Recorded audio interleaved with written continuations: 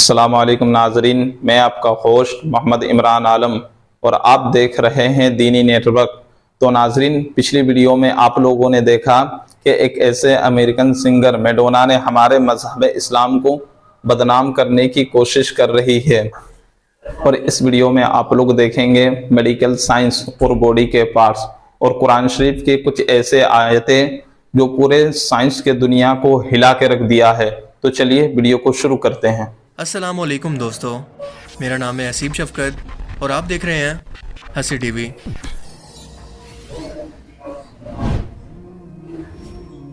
اب تک ہم انسان یہ سمجھتے ہیں کہ انسانی سوچوں اور خیالات کا مرکز صرف ہمارا دماغ ہے، کیونکہ یہ ہمارے پورے جسم کو کنٹرول کرتا ہے۔ اس کے علاوہ سوچنا سمجھنا صرف اسی کا کام ہے،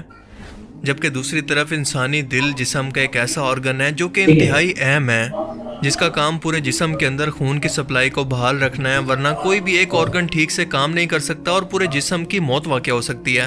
یہ بالکل دماغ کے جتنا اہم ہے۔ مگر سوال یہ ہے کہ کیا دل بھی سوچ سکتا ہے؟ کیا یہ بھی فیصلہ کرنے کی صلاحیت رکھتا ہے؟ یا دل اور دماغ کا آپس کے اندر انسانی سوچوں اور فیصلہ کرنے کے لیے کوئی کنیکشن موجود ہے؟ اگر میڈیکل سائنس کی بات کریں تو میڈیکل سائنس اس پر اب تک کوئی وضاحت نہیں رکھتی، بلکہ اب تک ریسرچ کر رہی ہے کہ اس کے کنیکشن کو جان سکے، کیونکہ یہ بہت ہی کمپلیکیٹڈ ہے۔ جبکہ قرآن پاک میں درجنوں ایسی آیات موجود ہیں جو کہ واضح طور پر یہ بتاتی ہیں کہ انسانی دل بھی سوچتا ہے، یہی انسان سے اچھے اور برے فیصلے کرواتا ہے۔ اور قرآن کریم کا ایک ایسا معجزہ جس نے میڈیکل سائنس کو ہلا کر رکھ دیا کہ انسانی سوچوں پر کس کی حکومت ہے، دل کی یا پھر دماغ کی؟ آئیے اس اہم ترین سوال کا جواب قرآن اور میڈیکل سائنس کی روشنی میں جاننے کی کوشش کرتے ہیں۔ قرآن کریم کی ان آیات پر ذرا غور کریں اور ان کا مطلب سمجھنے کی کوشش کریں کہ اللہ فرماتا ہے کہ ہم نے انسان کو پیدا کیا اور ہم اس کے دل میں ابھرنے والے وسوسوں تک کو جانتے ہیں۔ وسوسے یعنی خیالات کو، جو کہ دماغ کا کام ہے، لیکن اللہ فرماتا ہے کہ یہ دل کے اندر پیدا ہوتے ہیں۔ پھر اللہ فرماتا ہے کہ ہم انسان کی شاہ رگ سے بھی زیادہ اس کے قریب ہیں۔ شاہ رگ سے مراد ہے انسان کے دماغ کی سب سے اہم ترین وین، جو کہ ڈائریکٹلی دماغ سے جڑی ہے، اس کے قریب ہے اور انسان کے سب خیالوں، سوچوں اور وسوسوں سے واقف ہے۔ مگر پھر بھی اللہ فرماتا ہے کہ اس کے دل میں آنے والے وسوسوں، خیالات کو وہ جانتا ہے، لیکن ایسا کیسے ممکن ہو سکتا ہے؟ ایک اور جگہ اللہ پاک فرماتا ہے کہ وہ لوگوں کے دلوں کا حال تک جانتا ہے، بھلا وہ نہیں جانتا ہوگا جس نے اسے پیدا فرمایا؟ پھر فرمایا، ان کے پاس دل ہیں مگر وہ ان سے سوچتے نہیں۔ یہ آیات مبارکہ یہ واضح طور پر بتا رہی ہیں کہ انسانی دل بھی سوچتا ہے، وہ سمجھ سکتا ہے۔ اب تک میڈیکل سائنس یہ سمجھتی تھی کہ انسانی دل کا اکلوتا کام ہے جسم کے اندر خون کو پمپ کرنا، پر ایسا نہیں ہے، کیونکہ حالیہ کھوج کے مطابق انسانی دل ایک انڈیپینڈنٹ یعنی خود مختار اور مکمل آرگن ہے، جسے ہم انگریزی کے اندر کہتے ہیں انڈیپینڈنٹ اینڈ کمپلیٹ۔ یہ بالکل ہمارے دماغ کی طرح تو نہیں ہے، پر اس کے اندر اپنا ایک دماغ موجود ہے، پر کتنا اور کس حد تک یہ ہمیں اب تک نہیں پتا۔ بس اتنا پتہ چلا ہے کہ یہ موجود ہے، اس کی اپنی یادداشت بھی ہے۔ اور اس بات کی تصدیق نہ صرف اللہ قرآن پاک کے اندر فرماتا ہے، بلکہ اس کی حدیث مبارکہ واضح طور پر رسول اللہ صلی اللہ علیہ وآلہ وسلم کے الفاظ کی صورت میں کچھ اس طرح سے موجود ہے کہ آپ نے فرمایا کہ بے شک انسان کے جسم کے اندر گوشت کا ایک ایسا لوتھڑا موجود ہے کہ اگر وہ صحیح رہے تو پورا جسم صحیح رہتا ہے، اور اگر وہ بگڑ جائے تو پورا جسم بگڑ جاتا ہے۔ خبردار رہو کہ وہ دل ہے۔ اس حدیث مبارکہ کا مطلب ہے کہ دل ایک فوجی کمانڈر کی طرح ہے، جو کہ باقی آرگنز کو فوجیوں کی طرح کام کرنے کا حکم دیتا ہے، اور اگر یہ کمانڈر بگڑ جائے تو فوج بھی بگڑ کر مکمل طور پر تباہ ہو جائے گی، یعنی ہمارا جسم۔ انسانی دل میں موجود یہ چھوٹا سا دماغ 40,000 نرو سیل سے مل کر بنا ہوتا ہے، اور یہ نرو سیل وہ ہوتے ہیں جن سے ہمارا دماغ بنتا ہے، اور اس کا پیغام لے جانے والا نروس سسٹم بھی۔ یہ اتنی حیرت انگیز کھوج ہے کہ اس نے پوری میڈیکل سائنس کو بدل کر رکھ دیا ہے، کیونکہ کینیڈا کے ایک میڈیکل ڈاکٹر جے اینڈریو امور کے مطابق دل کے اندر موجود اس چھوٹے سے دماغ کی وجہ سے ہم نے میڈیکل کی ایک نئی ٹرم کی بنیاد رکھی، جسے کہا جاتا ہے نروس نیورو کارڈیالوجی، جس میں دل کے اندر موجود اسی چھوٹے سے دماغ کو وضاحت سے پڑھنے کے لیے اور اس پر مزید کھوج کرنے کے لیے لوگوں کو دعوت دی جائے گی۔ اپنی بات کے لاجیکل ثبوت کے اندر وہ کہتے ہیں کہ جب بھی انسان دل کو دھڑکن تیز یا کم کرنے کے لیے کوئی سگنل بھیجے تو وہ اپنی مرضی کے مطابق ریئیکشن کرتا ہے، نہ کہ آپ کے ریئیکشن کے مطابق۔ کبھی کبھار تو آپ کے دل کا ریئیکشن آپ کے سگنل کے مطابق بالکل الٹ ہوتا ہے۔ ہم اسے اپنی مرضی کے مطابق کنٹرول نہیں کر سکتے، جیسا کہ دماغ کو کر سکتے ہیں۔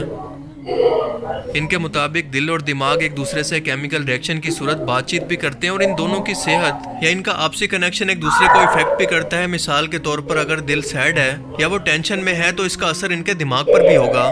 اور اس کا بالکل الٹا بھی، یعنی دماغ بھی دل کے لیے بالکل ایسا ہی محسوس کرے گا۔ لیکن کیا آپ یقین کریں گے کہ آج سے 1400 سال پہلے نازل ہونے والے قرآن کریم کے اندر اللہ پاک بالکل یہی الفاظ دہراتے ہوئے فرماتا ہے کہ عقل کا ذمہ دار اور مقام صرف دماغ نہیں بلکہ قلب یعنی انسانی دل ہے، اور انسانی جسم میں روح کے رکنے کی جگہ بھی یہی ہے۔ ایک اور جگہ فرماتا ہے کہ ان کے پاس دل ہے مگر یہ ان سے سمجھتے نہیں ہیں، یعنی اللہ تعالیٰ نے سوچنے سمجھنے کی نسبت دل کی طرف کی ہے، جس کی وجہ سے بعض لوگوں کو یہ غلط فہمی ہوتی ہے کہ یہ کام تو دماغ کا ہے لہٰذا قلب سے مراد دماغ ہے، پر ایسا نہیں ہے، کیونکہ سوچنا سمجھنا روحانی طور پر دل کا کام ہے، نہ کہ جسمانی طور پر۔ جسمانی طور پر یہ دماغ کا کام ہے، کیونکہ جب اللہ پاک یہ فرماتا ہے کہ اللہ کے ذکر سے جب بھی انسان غافل ہوتا ہے تو اس کا دل سیاہ ہو جاتا ہے، اور اس کے علاوہ اللہ نے ان کے دلوں پر مہر لگا دی ہے، ہم نے ان کو دل دیے پر وہ سوچتے نہیں ہیں۔ ذرا غور کریں کہ یہ سب چیزیں روحانی طور پر ہیں، جسمانی طور پر نہیں، جو اس بات کی طرف اشارہ کرتی ہیں کہ نہ صرف میڈیکلی طور پر بلکہ اصل میں روحانی طور پر دل سوچنے سمجھنے اور فیصلہ کرنے کا کام کرتا ہے، جبکہ دماغ جسمانی طور پر۔ مثال کے طور پر اللہ انسانوں کو یہ دعا سکھاتا ہے کہ میں شیطان کے شر سے اللہ کی پناہ مانگتا ہوں، جو کہ انسانوں کے سینوں میں وسوسے ڈالتا ہے، جنہیں ہم ڈاؤٹس یا شکوک و شبہات کہتے ہیں۔ اب بظاہر تو خواہشات، ڈاؤٹس یعنی شکوک و شبہات تو دماغ کے اندر پیدا ہوتے ہیں، تو اللہ اس کا ذکر دل کے متعلق کیوں کر رہا ہے؟ کیونکہ یہ سب کچھ روحانی طور پر ہوتا ہے، فزیکلی طور پر ہمیں نظر نہیں آتا، اور بالکل یہی وجہ ہے کہ ہارٹ ٹرانسپلانٹ یعنی دل کے آرگن کو بدلنے کے باوجود بھی کسی بھی شخص کی پرسنالٹی اور اس کے جذبات بدلتے نہیں ہیں، کیونکہ اس کے جسم کا آرگن بدلا گیا ہے، نہ کہ اس کی روح کو۔ انسان کا کیونکہ دل ہی وسوسوں اور برے خیالات اور گناہوں کا مرکز ہے، اور اسی لیے بچپن کے اندر ہی رسول پاک صلی اللہ علیہ وآلہ وسلم کے سینہ مبارک کو چاک کر کے آپ کے دل مبارک کو باہر نکال کر اسے زمزم سے پانی سے دھونے کے بعد حضرت جبرائیل علیہ السلام نے اسے واپس لگا دیا۔ اللہ کا یہ حکم بنا کسی مفسد کے نہیں تھا، کیونکہ روح انسانی دل کے اندر ایسے پھیلی ہے جیسے گلاب کی پتی کے اندر سرخ رنگ اور کوئلے کے اندر آگ۔ اس روح کا مرکز انسان کا دل ہے، جیسا کہ جسمانی وجود کا مرکز انسان کا دماغ ہے۔ قرآن کریم میں اللہ پاک واضح طور پر انسانوں کو یہ فرماتا ہے کہ جب انسان نیند کے اندر ہوتا ہے تو اللہ پاک ان کی روحوں کو قبض کر لیتا ہے، اور جس کی موت کا وقت قریب آ گیا ہو اس کی روح عالم ارواح کے اندر ٹھہر جاتی ہے، جبکہ جس کی موت کا حکم ابھی تک نہیں آیا وہ روح ہر صبح کو اس کے جسم کے اندر واپس لوٹا دی جاتی ہے، جب تک کہ اس کی موت کا وقت قریب نہ آ جائے۔ انسانی روح کے جسم کو چھوڑ کر جانے کا یہ عمل بھی بالکل دل کی وجہ سے ہوتا ہے، کیونکہ جسم کے دل کے اندر انسان کی یہ روح موجود ہوتی ہے، اور جب یہ روح انسانی دل سے نکل جائے تو انسان کی موت واقع ہو جاتی ہے۔ دل کا چھوٹا سا دماغ اپنی مدد آپ کے تحت چلتا ہے، اور دماغ سے سگنل یا مدد لیے بغیر کافی ٹائم تک زندہ بھی رہ سکتا ہے، جو کہ شارٹ ٹرم یا اس کی کچھ ٹائم کی میموری کہلاتی ہے۔ یہ نہ صرف انفارمیشن کو سٹور کرتا ہے بلکہ اس کو محسوس بھی کرتا ہے۔ انسانی جسم ایک مخصوص پہلے سے طے شدہ کوارڈینیشن نظام کے اصولوں کے مطابق کام کرتا ہے، جسے کہا جاتا ہے کوارڈینیشن اینڈ کنٹرول، یعنی جسم کے تمام حصوں کو جوڑ کر ایک کرنا اور ان سے کام لینا۔ مگر دل اور دماغ کا یہ کنیکشن کیسا ہوتا ہے ہمیں اس کے بارے میں اب تک کچھ نہیں پتا، پر قرآن اس کے بارے میں ہماری رہنمائی کچھ اس انداز کے اندر کرتا ہے کہ اللہ پاک فرماتا ہے، اور اس قرآن میں ایسی آیات بھی ہیں جسے وقت گزرنے کے ساتھ ساتھ ہی سمجھا جائے گا، یعنی سائنسی علوم کی ترقی کے ساتھ ساتھ ابھی تک ہمارے دماغ اتنا ایڈوانس لیول پر نہیں پہنچے کہ اس کو سمجھ پائیں۔ ابھی ہمیں اس کے بارے میں بہت کچھ جاننا ہے جس کا ہم تصور بھی نہیں کر سکتے، اور اگر آپ اس دل کا اور اس کے اندر موجود روح کا سکون چاہتے ہیں تو اللہ پاک فرماتا ہے کہ دلوں کا سکون تو صرف اور صرف اللہ کے ذکر میں ہے۔ اللہ تعالیٰ ہمیں سمجھنے کی اور نیک عمل کرنے کی توفیق عطا فرمائے۔